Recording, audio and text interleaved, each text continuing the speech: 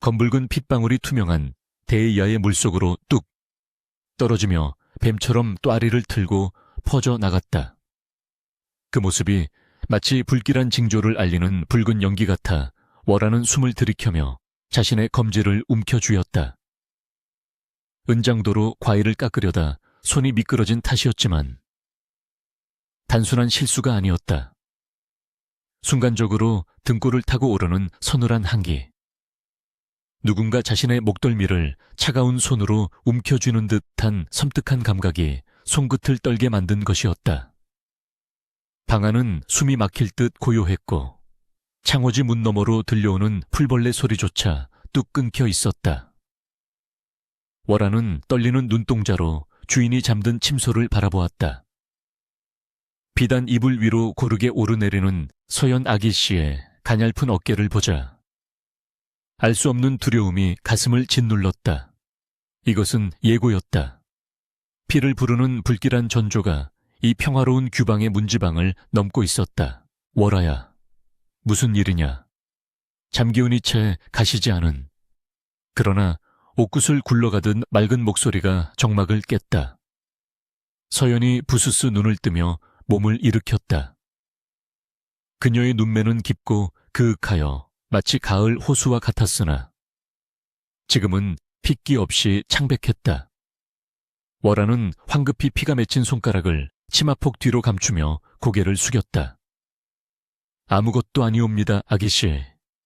소인이 잠시 졸다가 촛대 옆에 그릇을 건드렸나 봅니다. 다시 주무시지요. 밤이 아직 깊사옵니다. 월하의 목소리는 평소보다 한 옥타브 높게 떨리고 있었고 서연은 그 미세한 균열을 놓치지 않았다. 서연은 자리에서 일어나 맨발로 다가와 월하의 손을 낚아챘다. 하얀 무명천 위로 붉게 번진 핏자국을 본 서연의 미간이 찌푸려졌다. 피를 보았구나. 어찌하여 내게 숨기려 드느냐. 너의 아픔은 곧 나의 아픔인 것을. 서연은 망설임 없이 자신의 비단 속치마 자락을 찢어 월하의 거친 손가락을 감싸주었다. 천한 몸종의 손에 귀한 아기씨의 비단이 감기는 광경은 법도에 어긋나는 일이었으나 이 방 안에서 두 사람 사이에는 신분의 벽이 존재하지 않았다. 월하의 눈가에 물기가 어렸다. 아기씨, 이러시면 아니도옵니다. 소인의 피는 천하고 더럽습니다. 어찌 귀하신 옥체에. 월하의 말은 서연의 따스한 손길에 가로막혔다. 서연은 월하의 손을 꼭 쥐며 나직이 속삭였다. 기억하느냐, 월하야. 10년 전 그 모진 겨울을 내 목숨이 경각에 달렸을 때 네가 엄발을 녹여주지 않았다면 나는 지금 이 자리에 없었을 것이다. 네 피가 천하다면 그 피로 살아난 나 또한 천한 것이 아니겠느냐. 그날의 기억이 주마등처럼 월하의 뇌리를 스쳤다. 온 나라에 역병과 기근이 닥쳐 시체가 산을 이루던 해였다. 부모를 잃고 거적대기를 뒤집어쓴 채 얼어 죽어가던 어린 월하에게 지나가던 가마 문을 열고 따뜻한 밥 한 덩이를 내밀었던 것은 고작 7살 난 서연이었다. 심지어 서연은 자신이 아껴두었던 털배자를 벗어 월하에게 덮어주었고 그로 인해 자신은 심한 고열을 알아 사경을 헤매기도 했었다. 그때 월하는 맹세 떴다 했었다. 하늘이 내린 이 귀한 분을 위해서라면 내 심장을 꺼내어 횃불로 쓴다 해도 아깝지 않으리라고. 그 맹세는 10년이 지난 지금 뼈와 살에 문신처럼 새겨져 있었다. 그러나 이 아름다운 인연을 시기하는 검은 그림자가 집안 깊숙한 곳에서 또아리를 틀고 있었다. 사랑채 건너편. 화려하지만 어딘가 음습한 기운이 감도는 별당에는 서연의 이복 언니. 화영이 잠들지 못하고 서성이고 있었다. 화영의 손에는 구겨진 서찰이 들려 있었다. 그것은 도성 최고의 명문가인 김판서 댁에서 보내온 혼담 서신이었다. 받는 이는 화영이 아닌 정실 부인의 딸 서연이었다. 화영은 입술을 깨물어 피가 날 정도로 지식였다.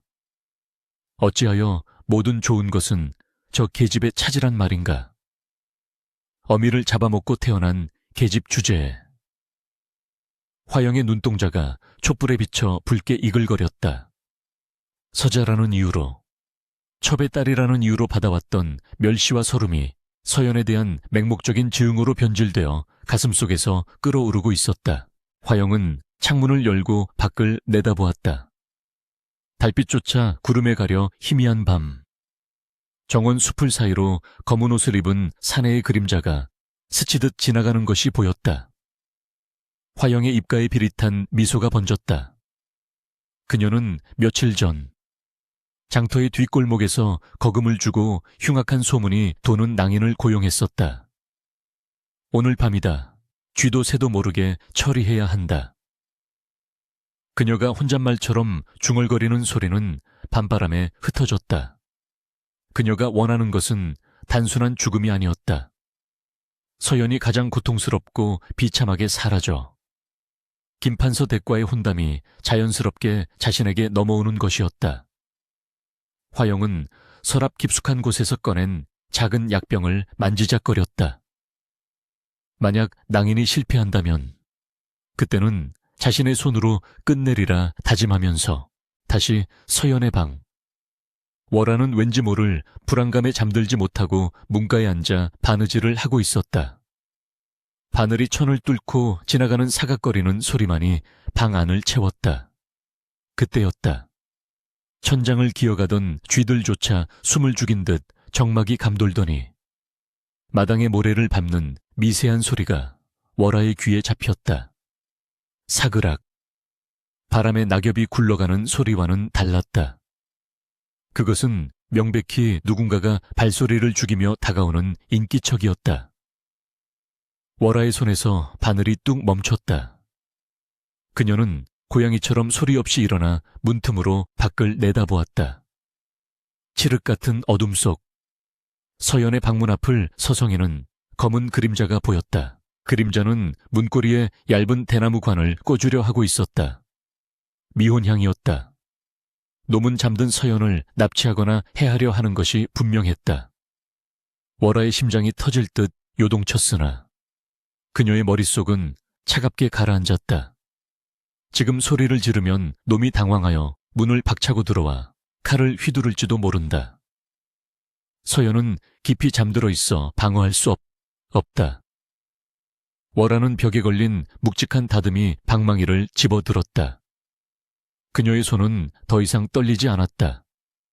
오직 주인을 지켜야 한다는 일념만이 그녀의 전신을 지배했다. 월아는 숨을 참으며 문 옆으로 바짝 붙어 섰다. 놈이 문을 여는 순간 내리쳐야 한다. 끽끽끽. 오래된 경첩이 비명을 지르며 문이 아주 천천히 열리기 시작했다. 문틈으로 들어온 서늘한 밤 공기가 월아의 뺨을 스쳤다. 검은 복면을 쓴 사내의 눈이 번들거렸다. 사내가 방 안으로 한 발자국을 들이미는 그 찰나의 순간 월아는 있는 힘껏 방망이를 휘둘렀다. 누구냐? 월아의 기합 소리와 함께 둔탁한 타격음이 울렸다. 그러나 사내는 노련했다. 본능적으로 팔을 들어 방망이를 막아낸 그는 짐승 같은 신음과 함께 뒤로 물러섰다. 팔뼈가 부러질 듯한 충격이었음에도 사내는 품 안에서 시퍼런 단도를 꺼내들었다. 칼날이 달빛을 받아 서슬 퍼런 빛을 뿜었다. 이 천한 것이 죽고 싶어 환장했구나. 사내가 낮은 목소리로 으르렁거리며 월에게 달려들었다. 월아는 물러서지 않고 방망이를 휘두르며 맞섰으나 연약한 여인의 힘으로 살수를 막아내기엔 역부족이었다. 사내의 발길질에 월아가 나가떨어지며 탁자에 부딪혔고 그 소란에 잠에서 깬 서연이 비명을 질렀다. 월아야. 서연이 이불을 박차고 일어나 월아를 감싸 안았다. 사내는 두 여인을 번갈아 보며 비릿한 웃음을 흘렸다. 오히려 잘 되었군. 둘 다 저승길동무나 되어라. 사내가 칼을 높이 쳐들었다. 절체절명의 순간 멀리서 거기 누구냐 하는 하인들의 외침과 함께 횃불빛이 일렁겼다. 소란을 들은 집안의 머슴들이 깨어난 것이었다. 당황한 사내는 혀를 차며 열린 문으로 몸을 날려 어둠 속으로 사라졌다. 순식간에 벌어진 일이었다. 방 안에는 엎어진 탁자와 깨진 도자기 파편, 그리고 서로를 부둥켜 안고 떨고 있는 두 여인만이 남았다. 서연은 공포에 질려 파랗게 질린 입술로 월아의 얼굴을 감싸 쥐었다. 다치지 않았느냐? 어디 베인 곳은 없느냐? 월아는 찢어진 치마와 멍든 팔을 숨기며 고개를 저었다. 소인은 괜찮습니다, 아기씨. 아기씨야말로 놀라지 않으셨습니까? 하지만 월아의 시선은 바닥에 떨어진 무언가에 고정되었다. 도망친 자객이 흘리고 간 낡은 놀이개였다. 월아는 떨리는 손으로 그 놀이개를 집어들었다. 흔한 장터 물건처럼 보였지만 끝에 매달린 매듭의 모양이 낯이 익었다. 그것은 이 집안의 별당, 즉 화영의 처소에서 일하는 하녀들이 즐겨 매는 독특한 매듭 방식이었다. 월아의 등골이 오싹해졌다. 이것은 단순한 강도가 아니었다. 외부의 침입자가 아니라 내부의 적이 보낸 살수였다. 월아는 본능적으로 고개를 들어 별당 쪽을 바라보았다. 어둠 속에 잠긴 별당의 창문이 마치 감지하는 시체의 눈처럼 희번덕거리며 이곳을 주시하고 있는 듯했다. 월아는 놀이개를 꽉 쥐어 손바닥에 감추었다. 아기씨에게 이 잔혹한 진실을 지금 당장 알릴 수는 없었다. 하지만 그녀는 직감했다. 오늘 밤은 끝이 아니라 시작일 뿐이며 다가오는 죽음의 그림자는 이제 막 그 검은 아가리를 벌렸을 뿐이라는 것을. 소동이 가라앉고 다시 정막이 찾아왔지만 두 사람은 한숨도 잘 수 없었다. 서연은 월아의 무릎을 베고 누워 가늘게 떨고 있었고 월아는 서연의 머릿결을 쓰다듬으며 밤을 지새웠다. 창밖에서는 부엉이가 구슬프게 울어댔다. 마치 누군가의 죽음을 미리 애도하듯이. 월아는 마음속으로 다짐하고 또 다짐했다. 내 목숨이 붙어있는 한 그 누구도 아기씨의 털끝 하나 건드리지 못하게 하리라. 그것이 설령 독이 든 성배를 마시는 일이라 할지라도. 그녀의 눈빛은 깊은 밤보다 더 짙고 단호하게 빛났다. 그러나 그녀는 아직 몰랐다. 그 맹세가 머지않아 현실이 되어 자신의 붉은 피로 이 비단길을 적시게 될 줄은. 운명의 수레바퀴는 이미 잔혹한 소리를 내며 굴러가기 시작했다.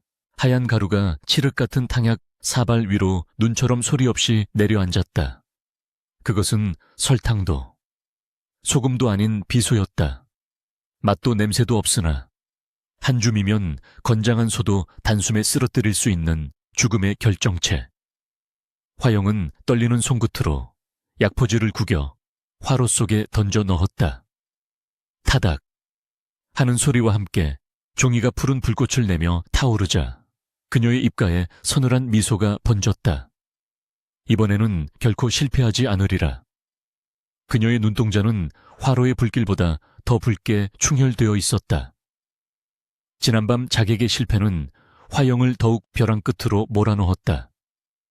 김판서 댁에서 혼례 날짜를 재촉하는 전갈이 왔고 집안의 어르신들은 서연의 혼수 준비로 분주했다. 시간이 없었다. 화영은 비소가 녹아든 술병을 흔들며 거울 속 자신의 얼굴을 노려보았다. 거울 속의 여인은 아름다웠으나 그 내면은 썩어 문드러진 귀물이나 다름없었다. 서연아, 네가 마실 마지막 축배다. 부디 달게 바꿔라. 그날 저녁 집안의 정제소는 작은 연회가 열렸다. 표면적으로는 가문의 화합을 도모하고 다가올 경사를 미리 축하한다는 명목이었으나 실상은 화영이 부친을 졸라 억지로 마련한 자리였다. 정자 주위에는 오색 연등이 내걸려 밤하늘을 수놓았고 가야금과 검은고의 선율이 은은하게 울려 퍼졌다. 그러나 그 화려한 불빛 아래 드리운 그림자는 짙고도 길었다. 서연은 옥색 저고리에 다홍치마를 입고 다소 수척해진 얼굴로 자리에 앉아 있었다. 지난밤의 충격이 차에 가시지 않은 탓인지 그녀의 낯빛은 창백했고 젓가락을 쥔 손은 미세하게 떨리고 있었다. 그 뒤에는 월아가 그림자처럼 서서 주인을 호위하고 있었다. 월아의 눈은 연 회장의 음식과 술, 그리고 사람들의 움직임을 하나도 놓치지 않고 쫓고 있었다. 그녀의 품속에는 지난밤 주운 그 낡은 놀이개가 비수처럼 숨겨져 있었다. 연니, 안색이 좋지 않습니다. 지난밤 도둑이 들었다더니 많이 놀라신 모양입니다. 화영이 가식적인 웃음을 띠며 서연에게 다가왔다. 그녀는 붉은 비단 치마를 끌며 마치 뱀이 기어오듯 유려한 동작으로 서연의 맞은편에 앉았다. 서연은 억지 미소를 지으며 고개를 끄덕였다. 괜찮다. 집안의 액땜을 미리 했다. 생각하려 한다. 서연의 담담한 대답에 화영의 눈썹이 꿈틀거렸다. 화영은 손짓으로 자신의 몸종을 불렀다. 몸종은 쟁반의 주병과 2개의 옥잔을 받쳐들고 다가왔다. 몸종의 얼굴은 사색이 되어 있었고 쟁반을 받친 손은 눈에 띄게 떨리고 있었다. 월아의 시선이 날카롭게 그 몸종의 손목에 꽂혔다. 그 손목에 매달린 놀이개. 그것은 월아가 품에 숨긴 것과 똑같은 매듭이었다. 월아의 심장이 철렁 내려앉았다. 저것들이 기어이. 화영은 직접 주병을 들어 서연의 잔에 술을 따랐다. 맑은 청주가 쪼르륵 소리를 내며 옥잔을 채웠다. 향긋한 술 냄새가 코끝을 스쳤으나 월아의 예민한 후각에는 그 밑에 깔린 비릿한 쇠 냄새가 감지되는 듯했다.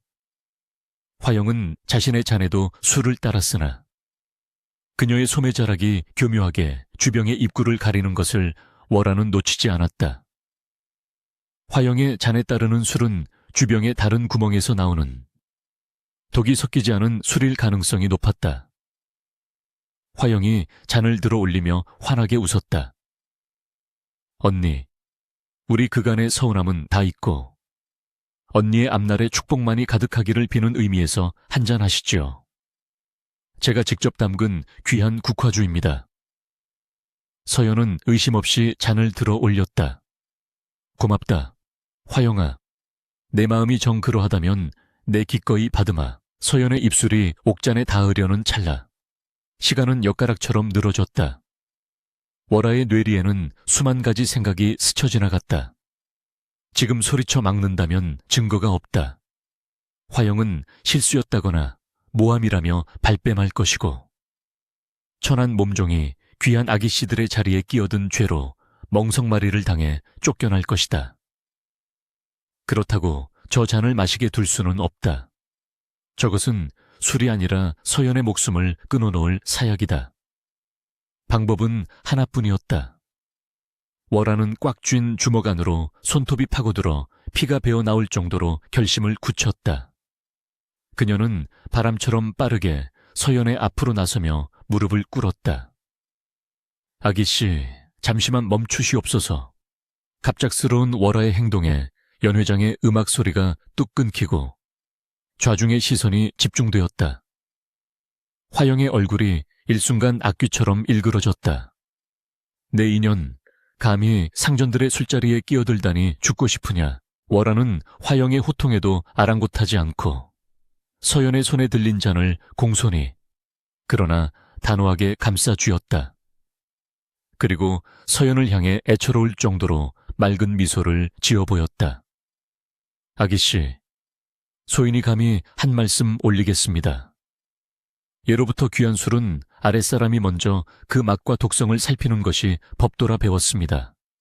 또한 아기씨께서 드실 이 경사스러운 잔을 소인이 먼저 기미하여 애구는 제가 가져가고 복만 남겨드리고 싶사옵니다. 서연은 당황하여 눈을 크게 떴다. 월아야, 그게 무슨 소리냐. 물러거라. 그러나 월아의 소나기 힘은 평소와 달랐다.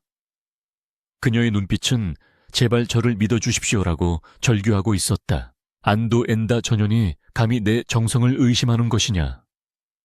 화영이 비명을 지르며 자리에서 벌떡 일어났다. 그러나 이미 늦었다. 월화는 서연의 손에서 잔을 가져와 망설임 없이 단숨에 목구멍으로 털어넣었다. 꿀꺽. 목을 타고 넘어가는 액체는 불덩이처럼 뜨거웠다. 식도가 타들어가고 위장이 뒤틀리는 고통이 즉각적으로 찾아왔다. 월화는 빈잔을 바닥에 내려놓으며 화영을 똑바로 응시했다. 그 눈빛은 서늘하고도 강렬하여 화영은 흠칫 놀라 뒷걸음질 쳤다. 술맛이 참으로 좋습니다. 아기씨, 월화는 억지로 미소를 지으려 했으나 입꼬리에서 검붉은 핏줄기가 주르륵 흘러내렸다. 월화야, 서연의 비명소리가 밤하늘을 찢었다. 월화는 힘없이 바닥으로 쓰러졌다. 복부에서부터 시작된 끔찍한 격통이 온몸의 신경을 난도질했다. 시야가 흐려지고 귀에서는 윙하는 이명소리가 들려왔다. 서연이 바닥에 엎어져 월화를 끌어안았다. 안 돼. 월화야, 정신 차려라. 의원을 불러라. 서연의 눈물방울이 월화의 얼굴 위로 뚝뚝 떨어졌다. 월화는 흐릿해지는 시야 속에서 서연의 얼굴을 담으려 애썼다. 10년 전 자신에게 따뜻한 밥을 건네주던 그 고사리 같은 손. 자신을 살려준 그 은인의 얼굴. 아기씨, 울지 마세요. 소희는 행복합니다. 이렇게라도 은혜를 갚을 수 있어서.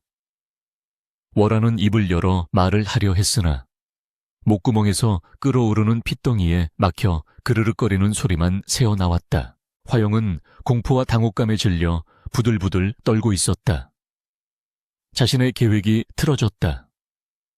서연이 죽었어야 할 자리에 천한 몸종이 대신 누워 있었다. 사람들의 웅성거림이 커져갔고 화영의 부친이 사색이 되어 달려왔다. 이게 무슨 변고란 말이냐. 월화의 몸은 독기운으로 인해 시퍼렇게 변색되어 가고 있었다. 그녀는 마지막 남은 힘을 짜내어 피 묻은 손을 들어 올렸다. 그리고 서연의 옷자락을 꽉 움켜쥐었다. 그것은 단순한 고통의 몸부림이 아니었다. 아기씨, 살아남으세요. 저 악귀로부터 반드시. 월화의 눈동자가 화영을 향해 마지막으로 번뜩였다가 이내 초점을 잃고 허공을 향해 고정되었다. 움켜쥐었던 손이 툭 하고 바닥으로 떨어졌다. 바닥에 떨어진 옥잔 옆으로 검붉은 피가 흥건하게 고여 웅덩이를 이루었다. 그 붉은 웅덩이 속에 월화의 얼굴이 비쳤다. 고통 속에 일그러졌으나 마지막 순간까지 주인을 향한 충신만은 잃지 않았던 숭고한 죽음이었다. 서연은 숨이 끊어진 월화의 몸을 흔들며 오열했다. 일어나거라. 제발 눈을 뜨거라. 네가 왜 내 대신 죽는단 말이냐. 서연의 통곡 소리가 연회장을 가득 메웠다. 그러나 누구도 선뜻 나서지 못했다. 이것은 명백한 독살 시도였고 범인은 이 자리에 있는 누군가임이 분명했기 때문이다. 서연은 월화의 차가운 뺨을 자신의 얼굴에 비비며 천천히 고개를 들었다. 눈물로 범벅이 된 그녀의 눈에서 슬픔은 사라지고 그 자리를 차가운 분노가 채우기 시작했다. 그녀의 시선이 비틀거리는 화영에게 꽂혔다. 화영은 서연의 눈빛을 마주하자마자 다리에 힘이 풀려 주저앉고 말았다. 그것은 사람이 사람을 보는 눈이 아니었다. 지옥에서 돌아온 악귀가 원수를 노려보는 듯한 살기등등한 눈빛이었다. 서연은 피 묻은 월화의 손을 조심스럽게 가슴 위에 올려주고는 피칠갑이 된 옷을 입은 채 비틀비틀 일어섰다. 그녀의 입술은 파르르 떨리고 있었지만 목소리만은 서리발처럼 차가웠다. 보았느냐? 서연이 쉰 목소리로 중얼거렸다. 내 피와 살 같은 아이가 내 대신 독배를 들고 죽었다. 내 오늘 이 붉은 피를 똑똑히 기억할 것이다. 서연은 핏발선 눈으로 주변을 둘러보았다. 아무 말도 못하고 굳어있는 아버지, 공포에 질린 하인들, 그리고 죄책감보다 들킬까봐 전전긍긍하는 화영의 얼굴. 서연은 마음속 깊은 곳에서 무언가가 툭 하고 끊어지는 것을 느꼈다. 더 이상 눈물은 흐르지 않았다. 착하고 순진했던 규수 서연은 월아와 함께 죽었다. 이제 남은 것은 자신의 목숨을 구해준 이를 위해 복수의 칼날을 가는 도끼 품은 여인뿐이었다. 밤바람이 훅 불어와 등불 하나를 꺼트렸다. 갑자기 어두워진 정자 안에서 서연의 하얀 소복 위로 튄 월아의 붉은 피가 검게 도드라져 보였다. 마치 앞으로 닥쳐올 피해 폭풍을 예고하듯이. 월아의 시신 위로 나방 한 마리가 날아들었다가 타오르는 촛불 속으로 뛰어들어 바스락거리며 타 죽었다. 그것은 마치 불을 향해 뛰어든 월아의 운명과도 같았다. 서연은 주먹을 꽉 쥐었다. 손톱이 살을 파고들어 또다시 붉은 피가 배어 나왔지만 그녀는 고통조차 느끼지 못했다. 오직 하나, 월아를 죽게 만든 자를 결코 용서치 않으리라는 맹세만이 그녀의 심장을 뛰게 하고 있었다. 하늘도 그 억울한 죽음을 슬퍼하는지. 사흘 밤낮으로 장대비가 쏟아져 내렸다. 처마 끝에서 떨어지는 빗물 소리가 마치 끊어질 듯 이어지는 망자의 곡소리 같아. 집안 사람들은 누구 하나 감히 큰 소리로 숨조차 쉬지 못했다. 월아의 시신은 거적에 쌓여 뒷산 이름 없는 언덕에 초라하게 묻혔다. 양반가의 법도상. 비명횡사한 하인의 장례를 성대히 치러줄 수는 없는 노릇이었다. 그러나 서연의 방은 월아의 무덤보다 더 차갑고 어두운 정막 속에 잠겨 있었다. 서연은 곡기를 끊은 채 월아가 마지막으로 피를 토하며 쓰러졌던 그 자리에 망부석처럼 앉아 있었다. 그녀의 눈은 퀭하게 들어가 초점을 잃었고 입술은 바싹 마른 나무집처럼 갈라져 있었다. 방, 구석구석, 문고리 하나, 촛대 하나에도 월아의 손때가 묻어있지 않은 곳이 없어. 서연은 숨을 쉴 때마다 심장이 찢겨 나가는 듯한 고통을 느꼈다. 아기씨, 제발 미움이라도 한술 뜻이옵소서. 이러다간 아기씨마저 상하십니다. 늙은 유모가 눈물로 호소하며 죽그릇을 밀어 넣었으나 서연은 미동조차 하지 않았다. 그녀의 귓게는 아직도 아기씨, 살리세요. 라며 피 끓는 목소리로 유언을 남기던 월아의 목소리가 환청처럼 맴돌고 있었다. 그 목소리는 밤이 깊어질수록 더욱 선명해져 서연을 광기 어린 죄책감의 늪으로 끌어당겼다. 내가 죽였어. 나의 무능함이, 나의 안일함이 그 아이를 사지로 몰아넣은 거야. 서연은 자신의 고운 손을 내려다보았다. 아무리 씻어도 지워지지 않는 듯한 붉은 피비린내가 손끝에서 진동하는 것 같았다. 반면 화영의 처소인 별당에서는 은밀한 안도의 한숨이 새어나오고 있었다. 화영은 서연이 식음을 전폐하고 폐인처럼 되어가고 있다는 소식을 듣고 회심의 미소를 지었다. 비록 독살은 실패했으나 결과적으로 서연을 재기 불능 상태로 만들었으니 절반의 성공이라 여긴 것이다. 화영은 거울 앞에서 꽃단장을 하며 콧노래를 흥얼거렸다. 어리석은 것, 계집종 하나 죽은 게 대수라고 제 목숨까지 내던지려 하다니 미치광이로 소문이 나면 파오는 시간 문제일 터. 그러나 화영의 마음 한구석에도 찜찜한 구석은 있었다. 밤마다 들려오는 빗소리 사이로 누군가 자신의 방문을 긁는 듯한 기이한 소리가 들려왔기 때문이다. 화영은 애써 그것을 바람소리라 치부하며 침소 주변에 부적을 덕지덕지 붙여놓고 잠을 청했다. 비가 그치고 스산한 바람이 불기 시작한 닷새째 밤이었다. 구름 사이로 창백한 반달이 모습을 드러내며 서연의 방을 희미하게 비추었다. 서연은 여전히 잠들지 못하고 멍하니 촛불을 응시하고 있었다. 타닥, 타닥. 심지가 타들어가며 내는 소리가 유난히 크게 들렸다. 그때였다. 꽉 닫힌 창호지 문 밖에서 무언가가 부딪히는 둔탁한 소리가 났다. 툭, 투둑. 마치 누군가 손가락으로 문을 두드리는 듯한 리듬이었다. 바람에 흔들리는 나뭇가지 소리와는 달랐다. 분명한 의지를 가진 누군가의 신호였다. 서연의 몽롱했던 의식이 순간적으로 깨어났다. 누구냐, 워라, 내냐. 서연은 홀린 듯 자리에서 일어나 비틀거리는 걸음으로 창가로 다가갔다. 떨리는 손으로 문고리를 잡아당기자 문이 열리며 서늘한 밤바람이 방 안으로 밀려 들어왔다. 촛불이 위태롭게 일렁겼다. 서연은 밖을 내다보았으나 어둠에 잠긴 정원에는 아무도 없었다. 헛것을 들었나 싶어 문을 닫으려는 찰나 어둠 속에서 거대한 그림자 하나가 쑥 솟아올랐다. 서연은 숨을 들이켰다. 그것은 사람이 아니었다. 어른 손바닥 2개를 합친 것만큼이나 거대하고 검은 나비. 아니, 나방이었다. 칠흑 같은 날개에는 붉은 핏방울이 튄 듯한 기괴한 무늬가 새겨져 있었고 날갯짓을 할 때마다 검은 가루가 연기처럼 흩날렸다.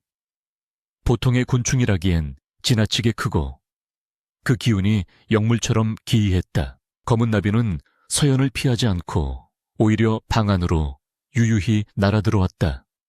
마치 제 집을 찾아온 주인처럼 자연스러운 몸짓이었다. 나비는 서연의 머리 위를 2번 빙글빙글 돌더니 이내 서연이 앉아있던 방석 옆 월아가 늘 앉아서 바느질을 하던 그 자리에 사뿐히 내려앉았다. 서연은 공포보다는 알 수 없는 그리움에 휩싸여 그 자리에 주저앉았다. 나비의 날개에 새겨진 붉은 무늬가 마치 월아가 흘린 피눈물처럼 보였다. 설마 너니 내 목소리를 듣고 찾아온 것이니? 서연이 떨리는 목소리로 물었다. 짐승에게 말을 거는 자신이 미친 것 같았지만 직감이 외치고 있었다. 저것은 단순한 미물이 아니다. 놀랍게도 나비는 서연의 물음에 답하듯 날개를 파르르 떨었다. 그 진동소리가 마치 흐느끼는 울음소리처럼 들렸다.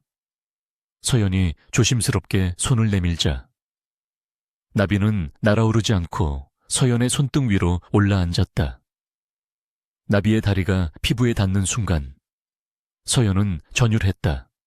차갑고 징그러운 감촉이 아니었다. 놀랍도록 따스하고 부드러운 마치 생전의 월아가 자신의 손을 잡아주던 그 온기였다. 나비는 서연의 손등을 더듬어 올라가 뺨에 닿았다. 그리고 날개를 펴 서연의 눈가에 맺힌 눈물을 닦아주듯 조심스럽게 쓸어내렸다.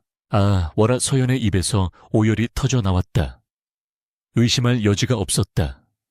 죽어서도 주인을 잊지 못한 충직한 혼백이 미물의 몸을 빌려 돌아온 것이었다. 서연은 검은 나비를 2 손으로 감싸쥐고 볼을 비볐다. 나비의 날개에서 떨어진 검은 가루가 서연의 하얀 얼굴에 묻어났지만 그녀는 개의치 않았다. 미안하다. 미안해, 나 때문에. 못난 주인 때문에. 서연이 통곡하는 동안 나비는 가만히 그녀의 손길을 받아들였다. 한참을 울던 서연이 고개를 들었을 때 나비는 다시 날아올라 문 쪽으로 향했다. 나가려는 것이 아니라 서연을 부르는 듯 문가에서 맴돌았다. 나비는 문을 통해 밖으로 나가더니 다시 들어와 서연 주위를 돌고는 또다시 밖으로 나갔다. 따라오라는 신호였다. 서연은 홀린 듯 겉옷을 걸치고 맨발로 대도를 내려섰다. 밤 공기는 차가웠으나 복수심과 그리움으로 타오르는 그녀의 몸은 뜨거웠다. 검은 나비는 앞장서서 날아가기 시작했다.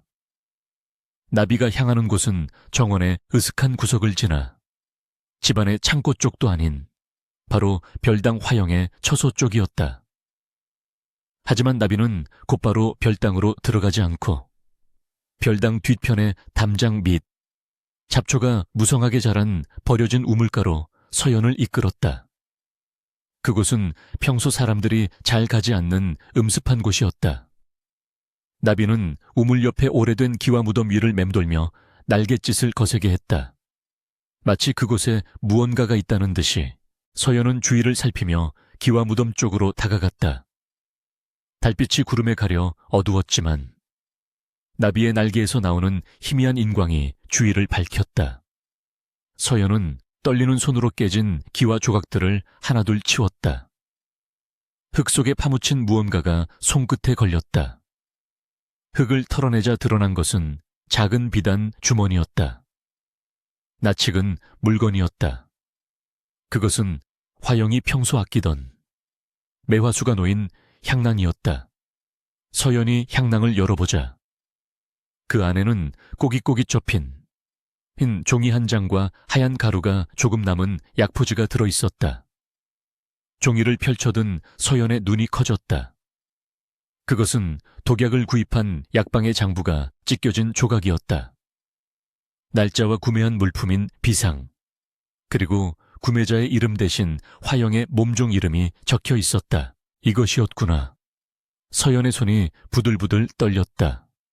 화영은 증거를 없애기 위해 이곳에 파묻었을 것이다. 아무도 찾지 않는 이 더러운 우물개. 하지만 억울하게 죽은 원혼의 눈은 피할 수 없었다. 월화의 넋이 나비가 되어 이 결정적인 증거를 찾아내어 서연에게 안겨준 것이었다. 서연은 향낭을 가슴에 품고 검은 나비를 바라보았다. 나비는 할 일을 다 했다는 듯 서연의 주위를 한번 크게 돌고는 화영의 별당 창문 틈으로 스며들듯 사라졌다. 이제부터는 서연의 몫이라는 뜻이리라. 서연은 향낭을 꽉 쥐었다. 손톱이 손바닥을 파고드는 고통이 정신을 맑게 했다. 슬픔은 이제 날카로운 칼날이 되어 그녀의 심장에 장착되었다. 그녀는 더 이상 방에 틀어박혀 울기만 하던 유약한 아기씨가 아니었다. 그녀의 뒤에는 든든하고 무서운 조력자가 있었다. 죽음조차 갈라놓지 못한 충신 월화. 그리고 밤의 그림자를 입고 돌아온 검은 나비 군단. 서연은 흙투성이가 된 치마를 털고 일어섰다. 그녀의 눈빛은 밤하늘의 별보다 더 차갑게 빛나고 있었다. 기다려라. 내일 아침 태양이 떠오르면 너의 그 추악한 가면을 만천에 벗겨주마. 한편 별당 안의 화영은 가위 눌림에 시달리고 있었다. 꿈속에서 그녀는 끝없는 늪에 빠져 허우적대고 있었는데 늪의 바닥에서 수만 마리의 검은 나비들이 솟아올라 그녀의 온몸을 뒤덮었다. 나비들은 화영의 입과 코, 귀로 파고들며 숨통을 조여왔다. 살려줘 의학. 화영은 비명을 지르며 잠에서 깨어났다. 식은땀으로 온몸이 흠뻑 젖어 있었다. 숨을 헐떡이며 주위를 둘러보던 화영의 눈이 공포로 크게 확장되었다. 방 안의 촛불이 기이하게 흔들리고 있었고 천장 구석에는 손바닥만 한 검은 나비 한 마리가 거꾸로 매달려 자신을 내려다보고 있었다. 나비의 날개에 새겨진 붉은 무늬가 마치 핏발선 눈동자처럼 화영을 쏘아보고 있었다. 화영이 비명을 지르며 베개를 집어던지자 나비는 연기처럼 흩어져 사라졌다. 뭐야? 헛것인가? 내가 너무 예민해진 것인가? 화영은 이불을 머리끝까지 뒤집었었지만 덜덜 떨리는 몸을 주체할 수 없었다. 방 안의 공기가 급격히 차가워졌다. 어디선가 아기씨 술맛이 참 좋습니다 하는 월화의 목소리가 들리는 듯했다. 화영은 귀를 막고 괴로워했다. 죄지은 자에게 밤은 너무나도 길고 공포스러운 시간이었다. 그리고 그 공포는 이제 막 시작되었을 뿐이었다. 서연이 쥐고 있는 증거의 칼날이, 그리고 월화의 원혼이 깃든 검은 나빗대가 내일 어떤 파국을 몰고 올지 그녀는 짐작조차 하지 못하고 있었다. 창밖에는 어느새 수십 마리의 검은 나비들이 모여들어 별당을 포위하듯 맴돌고 있었다. 그들의 날갯짓 소리가 마치 군대의 북소리처럼 웅장하고도 섬뜩하게 울려 퍼졌다. 다음 날 아침 집안의 공기는 팽팽하게 당겨진 활시위처럼 긴장감으로 가득 차 있었다. 사랑차에 대청마루에는 집안의 가장 큰 어르신인 조부와 서연의 부친, 그리고 김판서 댁에서 온 중매쟁이와 가문의 어른들이 엄숙한 표정으로 앉아 있었다. 본래라면 서연의 혼례 날짜를 확정짓는 경사스러운 자리여야 했으나 최근 일어난 불미스러운 변고로 인해 분위기는 무겁게 가라앉아 있었다. 화영은 곱게 단장하고 부친의 옆에 다소곳이 앉아 차를 따르고 있었으나 그녀의 손끝은 미세하게 떨리고 있었다. 눈 밑에 짙게 들이운 그늘은 두터운 분으로도 가려지지 않았다. 지난밤 겪은 기이한 환영과 공포가 뼛속까지 스며들어 있었기 때문이다. 김판서 댁의 노마님은 혀를 차며 말했다. 집안의 흉사가 겹치니 혼례를 서두르는 것이 오히려 액을 막는 길이 될지 아니면 미루는 것이 상책일지 고민이 옵니다. 그때 멈추십시오 정아 하는 서리빨 같은 외침이 대청마루를 갈랐다. 모든 시선이 마당 쪽으로 쏠렸다. 그곳에는 소복을 입은 서연이 서 있었다. 머리는 단정하게 빗어 넘겼으나 장신구 하나 없었고 얼굴은 백지장처럼 하얗게 질려 있었으나 눈빛만은 형형하게 빛나고 있었다. 마치 저승에서 돌아온 귀신 같은 형상에 좌중은 숨을 죽였다. 서연의 부친이 당황하여 소리쳤다. 내 이 무슨 해괴한 차림이냐. 어른들이 계신 자리에 감히 소복을 입고 나타나다니. 제정신인 개냐. 화영은 서연을 보자마자 본능적으로 몸을 움츠렸다. 서연의 등 뒤로 검은 그림자가 어른거리는 듯한 착각이 들었기 때문이다. 서연은 대도를 올라 대청마루 한가운데로 걸어 들어왔다. 그녀의 걸음걸이에는 한치의 망설임도 없었다. 그녀는 조부와 부친 앞에 큰 절을 올린 뒤 고개를 꼿꼿이 들고 말했다. 아버님, 그리고 할아버님, 오늘 이 자리는 혼례를 논할 자리가 아니라 집안에 숨어든 살인귀를 처단해야 할 자리입니다. 좌중이 술렁거렸다. 살인귀라니. 양반가에서 입에 담기조차 힘든 험한 단어였다. 화영이 벌떡 일어나며 소리쳤다. 언니, 충심 깊은 종이 죽어 상심이 크신 건 알겠지만 어찌 가문의 명예에 먹칠을 하려 하십니까? 충격으로 인해 헛소리를 하시는 게 분명합니다. 여봐라, 어서 언니를 방으로 모셔라. 내 입을 막으려 하지 마라. 이 화영. 서연의 목소리는 낮았지만 좌중을 압도하는 위험이 서려 있었다. 서연은 품속에서 흙투성이가 된 비단 향낭을 꺼내어 탁자 위에 거칠게 올려놓았다. 툭 하는 소리가 천둥소리처럼 크게 울렸다. 낡고 더러워진 향낭은 고풍스러운 대청마루와 극명한 대조를 이루었다. 화영의 얼굴이 사색이 되었다. 자신이 우물가에 파묻었던 바로 그 향낭기였다. 이것이 무엇이냐? 조부가 엄한 목소리로 물었다. 서연은 화영을 노려보며 또박또박 대답했다. 이것은 화영이 제 몸종을 시켜 약방에서 비소를 사들일 때 썼던 향낭입니다. 그리고 이 안에는 독약이 묻은 찌꺼기와 약방의 장부 조각이 들어 있습니다. 서여연은 향낭을 뒤집어 내용물을 쏟아냈다. 하얀 가루가 묻은 종이 조각이 팔랑거리며 떨어졌다. 거기에는 선명하게 비상이라는 글자와 날짜가 적혀 있었다. 지난 연호회 때 월라가 마시고 죽은 술에 들어있던 바로 그 독입니다. 화영은 제가 김판서 댁으로 시집가는 것을 막고 자신이 그 자리를 차지하기 위해 제 술잔에 독을 탔습니다. 월라는 그것을 미리 알고 제 대신 독배를 마신 것입니다. 서연의 절규에 가까운 폭로의 장내는 찬물을 끼얹은 듯 조용해졌다. 부친의 손이 부들부들 떨렸다. 화영아, 이것이 사실이냐? 화영은 털썩 무릎을 꿇으며 거짓 눈물을 쏟아냈다. 그녀의 연기력은 실로타의 추종을 불허했다. 아버님, 억울합니다. 저 향낭은 제 것이 맞으나 며칠 전 잃어버렸던 물건입니다. 언니가 저를 모함하기 위해 꾸며낸 일입니다. 종년의 죽음을 핑계로 저를 내치고 가문의 재산을 독차지하려는 언니의 계략입니다.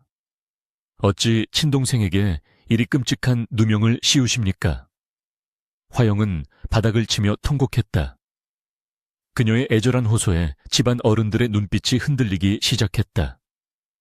증거는 정황상 유력했으나 결정적인 물증이라기엔 화영의 변명이 그럴싸했다. 게다가 평소 얌전하고 착한 척했던 화영의 가면은 두터웠다. 중매쟁이가 끼어들었다.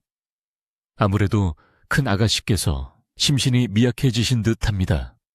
일단 물러가서 안정을 취하게 하시는 것이 바로 그 순간이었다. 서연이 하늘을 향해 외쳤다.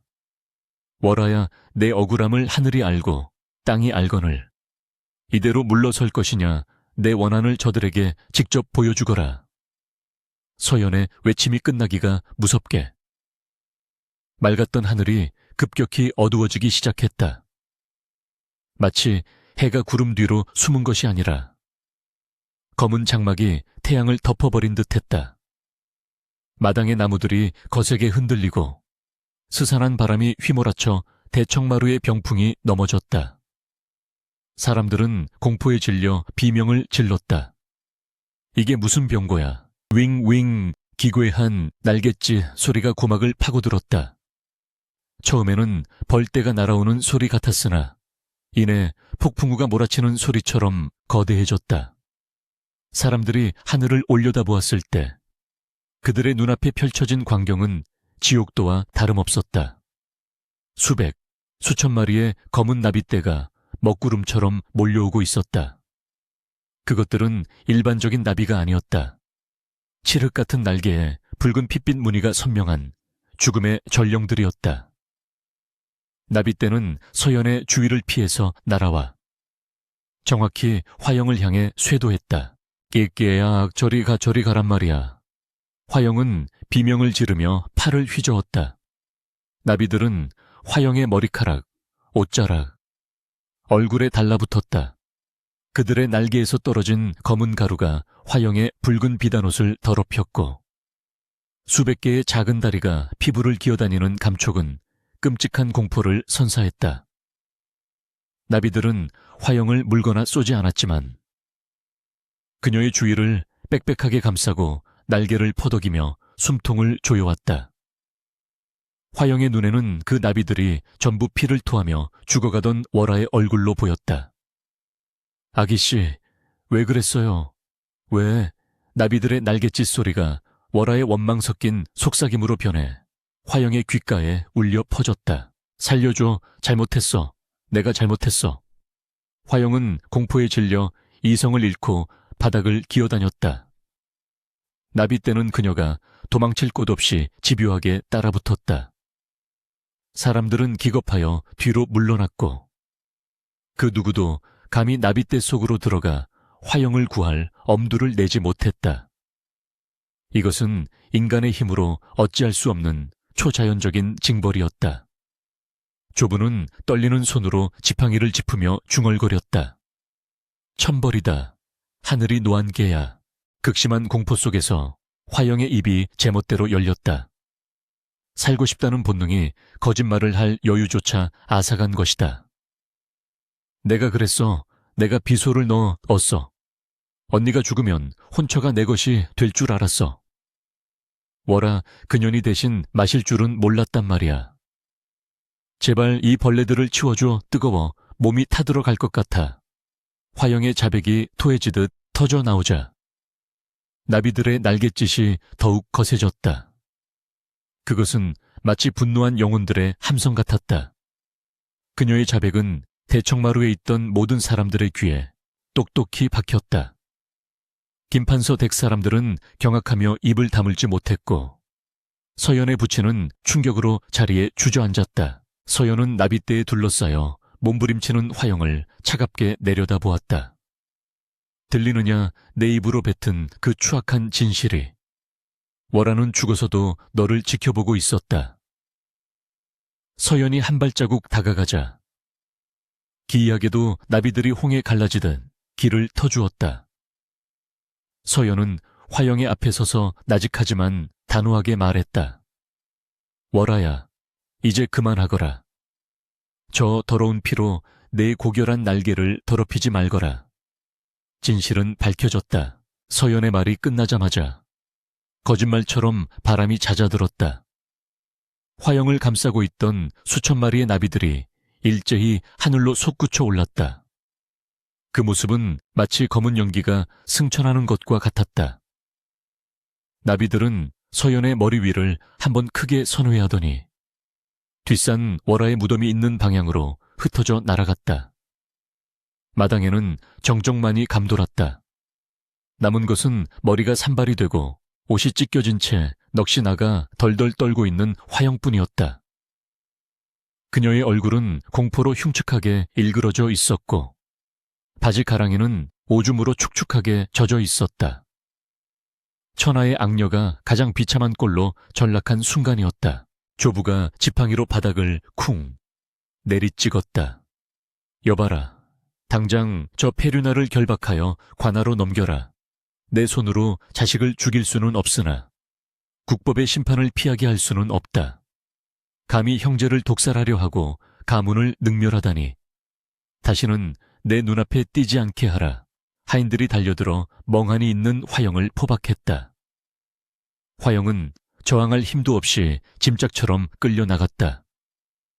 그녀는 끌려가면서도 허공을 응시하며 나비, 검은 나빈이라고 중얼거리며 실성한 웃음을 흘렸다.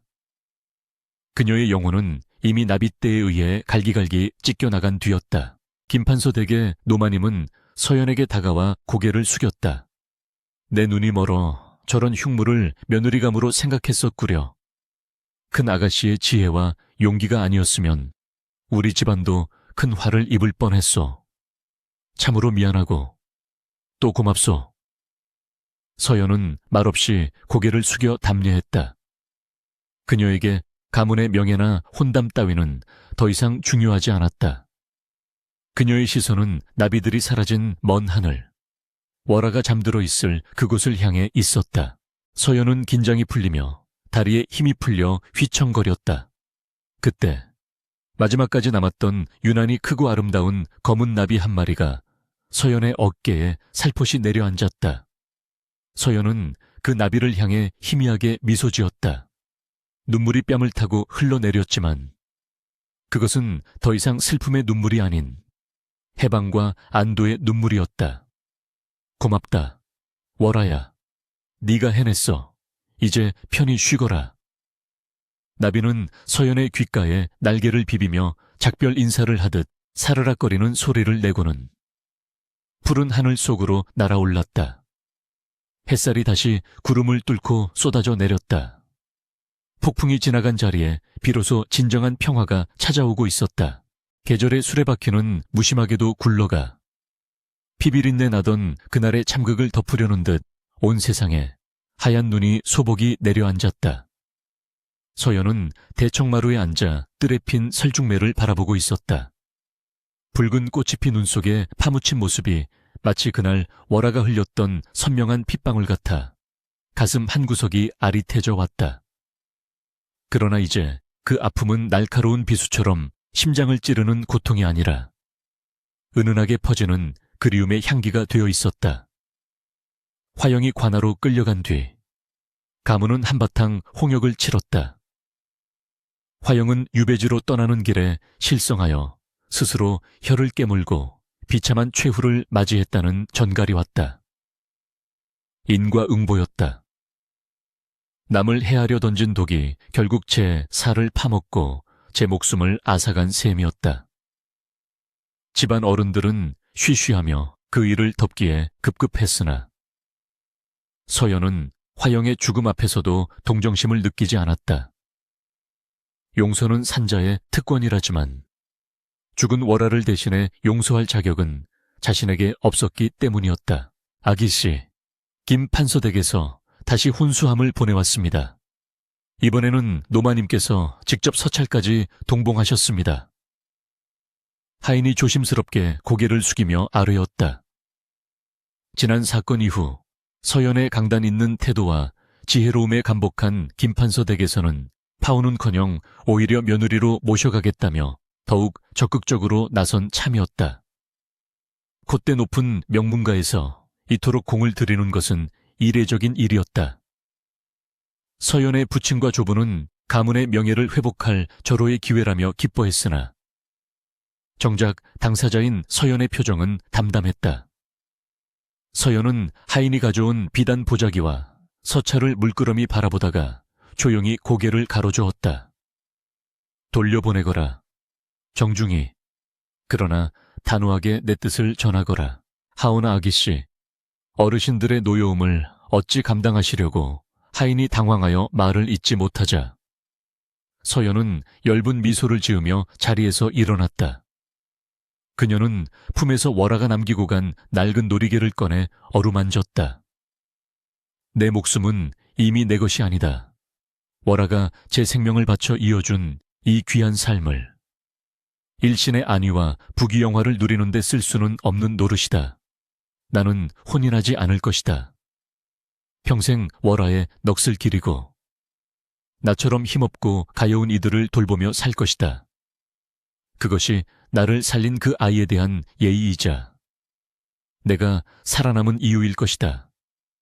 서연의 목소리는 나직했지만 바위처럼 단단했다.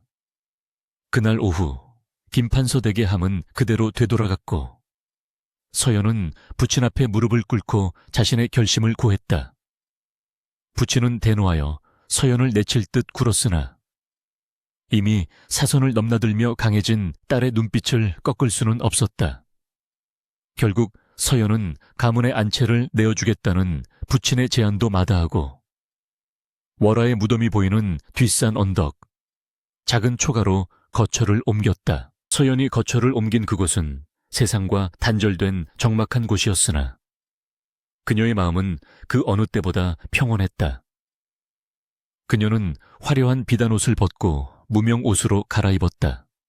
스스로 밥을 짓고 텃밭을 일구며 남은 재산을 털어 굶주린 이들에게 곡식을 나누어 주었다.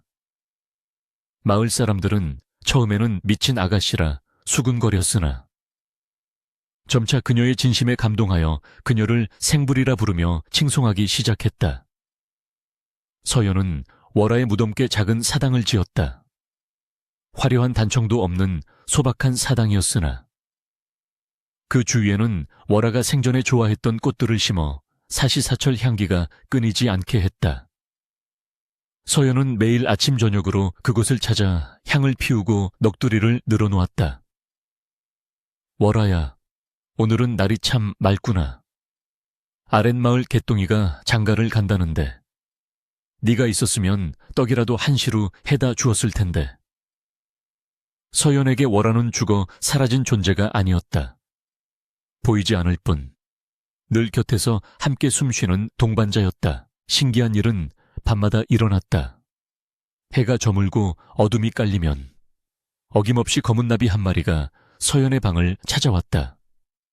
그 나비는 여느 나비들처럼 불빛을 보고 무작정 달려드는 법이 없었다. 서연이 책을 읽거나 바느질을 할 때면 마치 등잔불에 심지를 돋워주려는 듯 그 주위를 맴돌다가 서연의 어깨나 손등에 살포시 내려앉았다. 그 날개는 밤하늘을 오려낸 듯 검고 깊었으며 날개에 새겨진 붉은 무늬는 등불 아래서 영롱하게 빛났다. 서연은 그 나비를 볼 때마다 월화를 대하듯 다정하게 말을 건넸다. 왔니? 오늘은 바람이 차더구나. 밖에서 떨지는 않았느냐. 나비는 서연의 목소리를 알아듣는 듯 날개를 파르르 떨며 화답했다. 마을 사람들은 그 기이한 광경을 보고 두려워하기는커녕 주인을 지키는 의로운 영혼이라 여기며 그 나비를 월화접이라 불렀다. 세월은 유수와 같이 흘러 서연의 검던 머리에 서리가 내리고 고운 얼굴에도 주름이 깊게 패었다. 10년이 지나고 20년이 지나도 서연은 혼자였으나 외롭지 않았다. 그녀의 곁에는 늘 검은 나비가 함께했기 때문이었다. 어떤 해에는 나비가 늦게 찾아와 서연의 애를 태우기도 했고, 어떤 해에는 친구들을 데려오듯 수십 마리의 나비가 떼를 지어 찾아와 서연의 뜰에서 춤을 추기도 했다. 서연은 그 나비들을 보며 월화가 저승에서도 외롭지 않게 잘 지내고 있음을 확인하며 안도했다.